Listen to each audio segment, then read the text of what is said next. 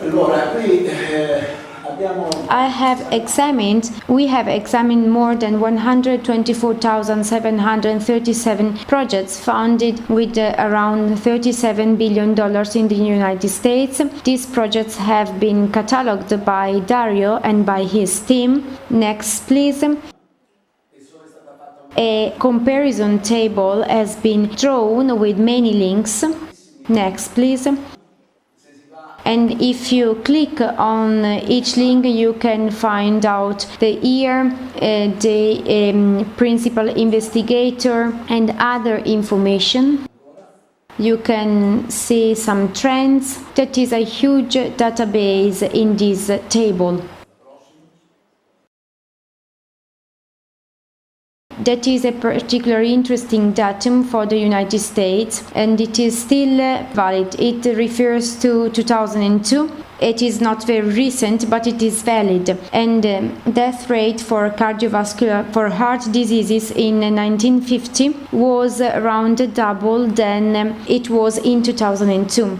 Unfortunately, this is not the case for cancer, because as you can see, there is a flat line. So 2002 levels are similar to 1950 ones.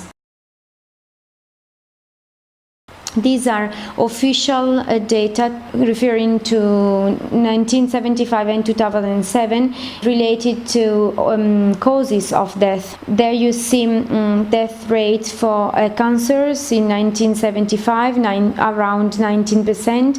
That is death rate for cancers in 2007, around 23%. So you see there has been an increase in that death rate for cancers. These are official data which cannot be manipulated by anyone, but hopefully death rate for heart diseases has been reducing from 37% to 25%, and the same goes for cerebrovascular diseases, ischemia, and other diseases. That has decreased. Why do I say that? Because someone argued that in 1975 living conditions were different than today. That's true, but the same conditions were valid both for heart diseases and for cancers. Next, please. So I get to my first conclusion. What is the message I want to convey? The key word is prevention and early screening. Next, please. What can we do today? We can perform some tests, CAT, pap tests, mammography, and other tests. Of course, we can perform these tests, but the other below tests, which are quite demanding, quite hazardous and harmful for patients, could not be performed to any patient because of radiation dose. Next, please. Today, we have made a step forward. A few months ago, 1 year ago, two CAT machines were installed with very low radiation, one in Milan and one in Rende, in the province of Cosenza. They made use of two microprocessors, and thanks to this CAT we have achieved extraordinary results. So thanks to this new CAT spiral flash, we achieved extraordinary results, and I would like to give you a few examples of that. Thanks to this new CAT with new microprocessors, the radiation dose that is generally used in all ordinary and standard CAT is different. The standard radiation dose is 10 MSV, whereas with this new machine, the radiation dose is reduced to 1 MSV. That is an extraordinary result, considering the fact that patients with specific characteristics with some problems cannot be administered standard CAT exams, whereas our CAT flash can be administered to those patients because of a very low radiation dose. There you find 3 medical reports. These are official reports, and this is a scan of the reports. In the third case, C case, the radiation dose is 0.3 MSV compared to a standard radiation dose, which is 10 MSV, which is 33-34 times less. The rule is generally 13-14 times less. This is an extraordinary result that is unfortunately is not that widespread because it can be achieved only in 2 Italian hospitals. Next please, next slide. What is the future? I would say that the future to me is this new equipment, 3D CBS. Dario will explain you in details this technology. Next please. There you see a book we wrote together to explain a few things. There you see 2 slides that Dario will describe for you. They are very technical. Next please.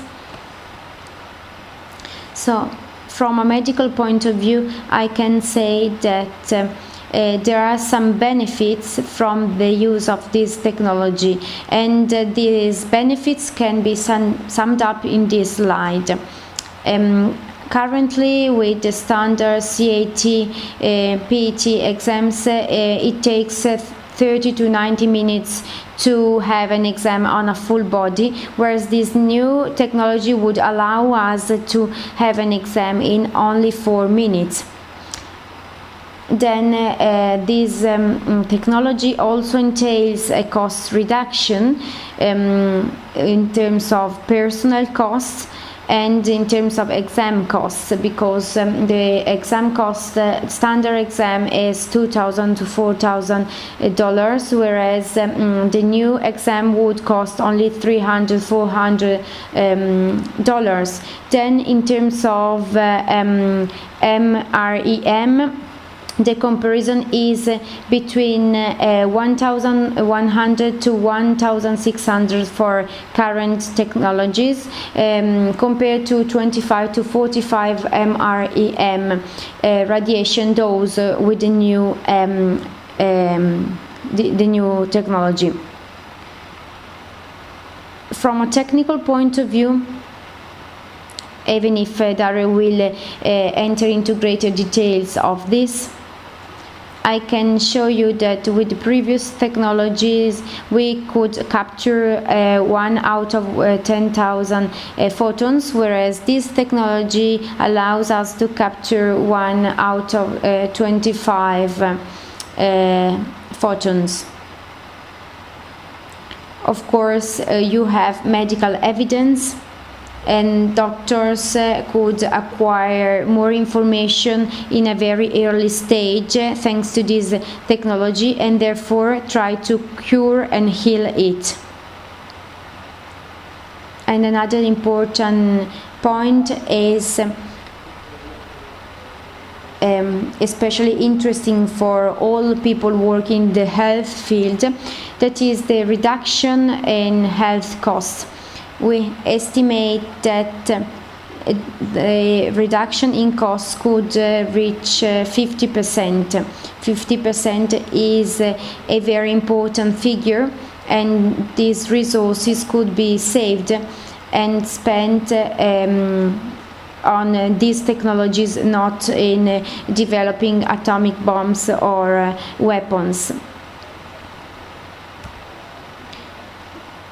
So after this first brief introduction, I would propose the following: we actually need a deep change, a paradigmatic change in the oncological research, and we need to implement new emerging technologies which are currently under assessed, and probably because some people are trying to play on patients' lives. I think we need to follow this direction. Thank you for your attention.